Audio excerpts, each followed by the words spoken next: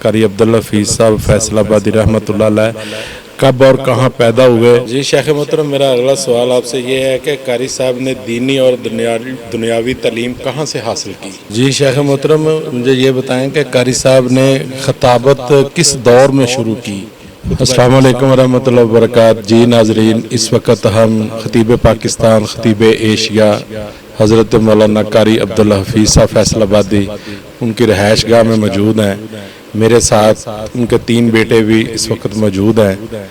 तो अब हम इंशाअल्लाह कारी अब्दुल्ला हफीज़ साहब फैसलाबादी के उनकी खिदमात के बारे में इनसे कुछ सवाल वगैरह पूछते हैं। अस्सलाम वालेकुम। अलैकुम अस्सलाम व रहमतुल्लाहि व बरकातुहू। शेख मोहतरम, मेरा आपसे सवाल है कि एशिया खतीब पाकिस्तान कारी अब्दुल्ला हफीज़ साहब फैसलाबादी रहमतुल्लाह अलैह कब और कहाँ पैदा हुए और उनका कौन सी बरादरी से ताल्लुक़ है। जी रहमतुल्लाह अलैह, इंडिया में हम लोग रहते थे, वहाँ मेरे दादा इंडिया में पैदा हुए और जब पाकिस्तान बना तो हिजरत करके इस तरफ हम आए थे।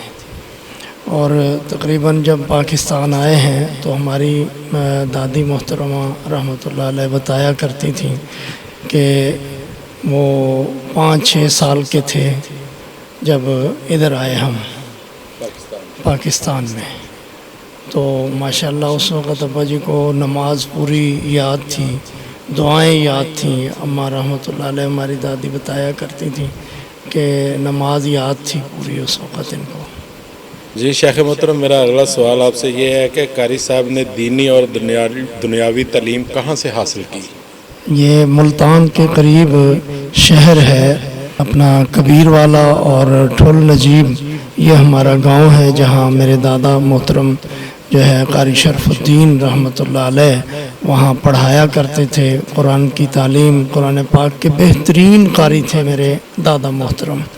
और वहाँ जो है अब्बा जी ठुल में और साथ में उनके एक गांव है, वहाँ जो है वो ये तालीम हासिल की और जो दुनियावी तालीम है। और कुरान पाक याद मेरे अब्बा जी ने मेरे दादाजी रहमतुल्लाह अलैह से किया था। जी शेख मोहतरम, मुझे ये बताएं कि कारी साहब ने खताबत किस दौर में शुरू की, खुतबा जुमा का आगाज़। जी को अब्बा जी रहमतुल्लाह अलैह को जो है मेरे दादाजी ने महरापुर सिंध में एक जगह थी जहाँ मस्जिद में मेरे दादाजी ने खिताबत के लिए और कुरान पाक पढ़ाने के लिए भेजा।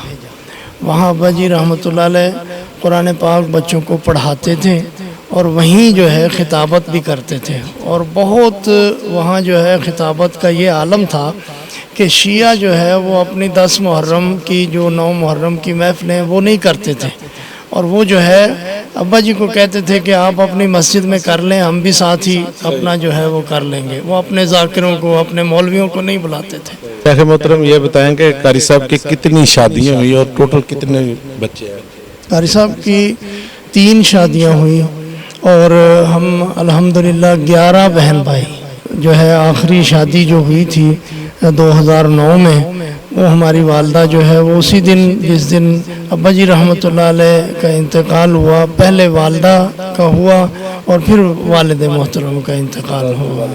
जी जी, उसी दिन ही रात को जो है वो फौत हो गए। वालदा का जनाजा सुनने में आया कि कारी साहब ने खुद पढ़ाया था। नहीं नहीं, मेरे चाचा जी ने ही पढ़ाया था। और जो है वो हम लोग जनाजा पढ़ रहे थे और टेंशन थी, अब्बा जी रहमतुल्लाह अलैह की अस्पताल में थे। तो वो जो है हमने जल्दी जो है वो जनाजा कराया, बहुत जल्दी करवाया। यानी जैसे फौत हुई वो फ़ौरन तैयारी करके हमने जो है 5 बजे ही जनाजा जो है वो करवा दिया 3-4 घंटे में। और वहीं खड़े हुए थे तो फिर जो है भाइयों को मैंने भेजा कि जाओ आप अस्पताल जाओ, मैं ये देखता हूँ। मुफ्ती साहब और सुहैब तो माशाल्लाह था ही वहीं, अब्बा जी के पास ही रहे हैं। तो उस वक़्त भी अब्बा जी के पास था। फ़ोन सुहैब ने किया कि जल्दी आओ, अब्बा जी की तबीयत ख़राब है। तो फिर जो है मैंने जल्दी माविया को और मुफ्ती साहब को मैंने कहा आप जाओ, मैं खड़ा हूँ देखता हूँ इधर में। जल्दी ये जो है अस्पताल गए। तो रात को अब्बा जी रहमतुल्लाह अलैह की तबीयत जो है वो ज़्यादा ख़राब हुई। तो तरावियाँ हो रही थी जिस वक़्त जो है वो आया पैगाम। تو بس اللہ تعالیٰ کی مرضی ہے. اللہ تعالیٰ نے جی ناظرین، اس وقت قاری صاحب کے دوسرے بیٹے بھی ہمارے ساتھ موجود ہیں، ہم ان سے بھی ایک دو سوال کرتے ہیں. جی بھائی جان، آپ مجھے یہ بتائیں کہ قاری صاحب کے 11 بیٹیاں بیٹے ہیں، کیا سب عالم دین ہیں؟ جی الحمدللہ ہم 11 بہن بھائی ہیں، تو ماشاءاللہ عالم دین بھی ہیں. ہماری بہنیں ماشاءاللہ قرآن کی حافظہ عالمہ بھی ہیں، بھائی بھی عالم دین ہیں، ماشاءاللہ دین کا کام کر رہے ہیں. کہ کیا قاری صاحب نے کتنے ممالک کے دورے کیے اور کہاں کہاں گئے؟ الحمدللہ یہ ہمیں اپنے والد محترم پر اعزاز ہے اور بڑا مان ہے اور بڑا فخر ہے کہ والد محترم ایشیا کے خطیب نہیں تھے بلکہ یورپ کے بھی خطیب تھے.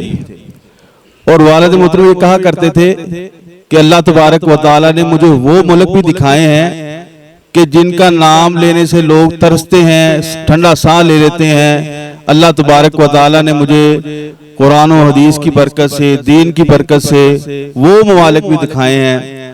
برطانیہ گئے ہیں، امریکہ گئے ہیں، جرمنی گئے ہیں، اور کیا نام ہے سعودیہ، کینیڈا، دیگر یعنی کہ ممالک میں الحمدللہ جا کر قرآن و حدیث سنایا ہے، اللہ کی توحید سنائی ہے، عظمت صحابہ بیان کی ہے. اور دوسرا والد محترم یہ کہا کرتے تھے کہ اللہ تبارک و تعالیٰ نے یہ مجھے جو اعزاز دیا ہے، یہ جو مجھے عزت بخشی ہے، امی عائشہ صدیقہ رضی اللہ تعالیٰ عنہ کی عظمت بیان کرنے سے یہ مجھے ساری اللہ تبارک و تعالیٰ نے عزتیں عطا کی ہیں. مصباح بھائی، میرا آپ سے یہ سوال ہے کہ قاری صاحب نے، جیسے بھائی نے بتایا کہ قاری صاحب نے یورپ میں ہر کوئی ایسا ممالک نہیں جس ممالک کا دورہ نہ کیا ہو، تو مجھے یہ بتائیں کہ قاری صاحب نے شہرت کے علاوہ کوئی پراپرٹی وغیرہ بھی بنائی ہے؟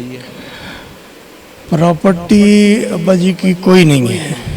صرف یہ مکان جو ہے یہ بھی مسجد والوں نے اس وقت جب ہم یہاں آئے ہیں تو اس وقت جو ہے انہوں نے دیا تھا، یہی پراپرٹی ہے ہماری. اچھا، یہ جو جس جگہ پہ ہم بیٹھ کے انٹرویو لے رہے ہیں یہ مسجد والوں نے دیا ہے، لیکن یہ جو مطلب کہ ابا جی نے باہر کے ممالک کے دورے کی، یہ سب دین کے لیے تو تھا ہی، لیکن اس میں کوئی پراپرٹی وغیرہ کا کوئی دولت شہرت تو ہے، مگر کوئی دولت، کوئی جو ہے وہ پراپرٹیاں اور کوئی کچھ نہیں بنایا. اور ان کا طریقہ کار یہ ہوتا تھا کہ اگر پیسے ہوتے تھے تو کوئی مدرسے والے، مسجد والے اگر آتے تھے تو ابا جی کہتے تھے یہ ان کو دے دو. اور ایک دفعہ کا جو واقعہ ہے میں آپ کو سناؤں کہ مولانا یحییٰ رسول نگری، قاری یحییٰ صاحب رسول نگری، اللہ تعالیٰ غری کے رحمت کرے، بہت اچھے قاری، بہت زبردست استاد تھے، میرے بھی استاد تھے.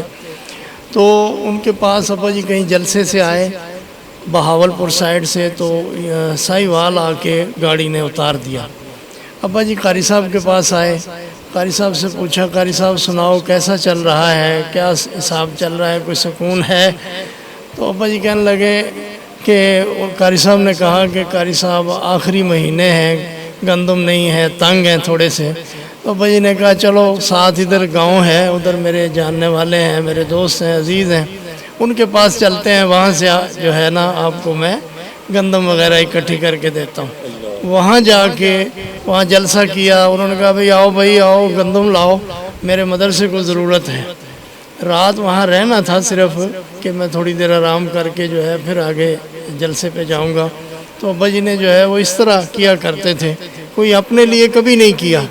اپنے لیے صرف یہی ہوتا تھا کہ گھر آئے ہیں تو جو کوئی خرچہ گھر کا جو یعنی جو اپنے استعمال کا ہے وہ کر لیا، باقی اللہ کے راستے اور دین کی خدمت بھی کی، اس کے علاوہ مالی طور پہ بھی جو اکٹھا ہوا وہ بھی کوشش کرتے تھے.